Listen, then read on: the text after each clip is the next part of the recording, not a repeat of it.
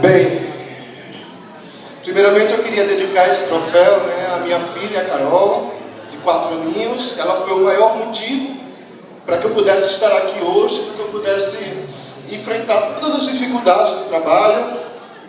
Dedicar a minha esposa Fernanda pela paciência de ter esperado até esse momento também.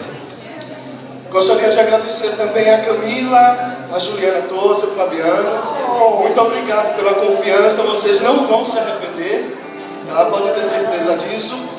Agradecer a minha unidade de Boa Viagem, a toda a equipe Boa Viagem, desde o administrativo, a Roberta, a Viviane, muitíssimo obrigado pela torcida, toda a minha equipe, a Juliane, obrigado Ju, pelo seu exemplo, pelo seu apoio.